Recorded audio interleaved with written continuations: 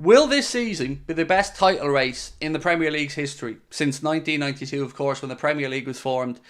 Is this title race this season shaping up to be the best? Because I've seen loads of articles written about this over the past few days, and it's hard to disagree.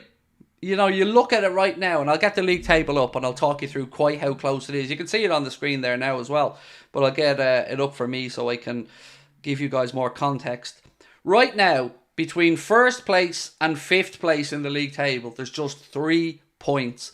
All the way down to, well, yeah, fifth place. Then after that, you've got Manchester United, Newcastle United, and Brighton, who are coming up a couple of points behind again. But Liverpool, Manchester City, Arsenal, and Spurs are all just basically 2 points apart. Manchester City top of the Premier League at the moment with 28 points. Liverpool in second with 27. Arsenal in third with 27. And Spurs coming up with 26. And if I'm not mistaken, I think Liverpool now have the joint best defensive record in the Premier League with Arsenal at the minute, which again goes to show that our defence is stepping up and that Verd's leadership is making a difference. Is Bajcetic ready soon? Honest answer is, and I did look out for it, nobody knows. Nobody knows at the minute. And I mean that, nobody knows. I've read articles today and other outlets are saying the same thing. It's like this weird, closely guarded secret about when Bajcetic will be back, and I truly don't know the answer. I read something today though, I think I have it in my notes here to read out to you guys, so bear with me, that worried me. Let's have a look. Is it this one? Is that one?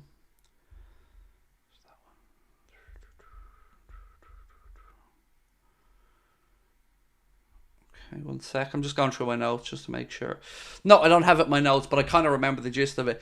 So James Pearce was writing in The Athletic, and there seems to be a belief at the minute that there will be no number 6 brought in. Not just no Andre, but no number 6 in January.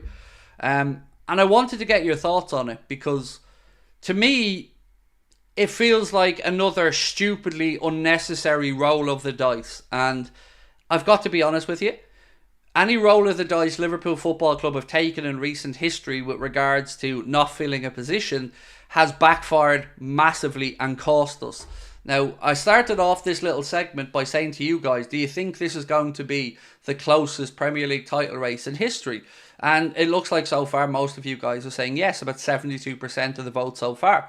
So I guess the question that I have is, if we're all agreeing that this is going to be a close title race, every advantage will count, every point will count.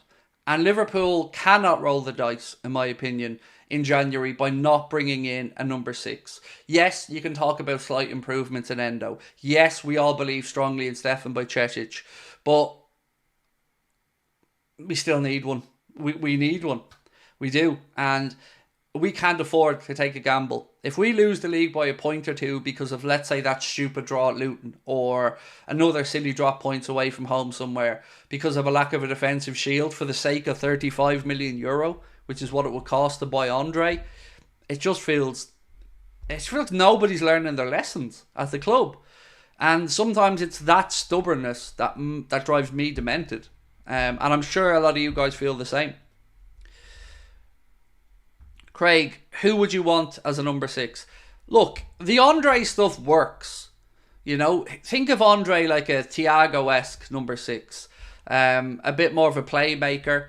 And then you've got Bajcetic as well, and Bajcetic can fill in a 6, or he can push further forward.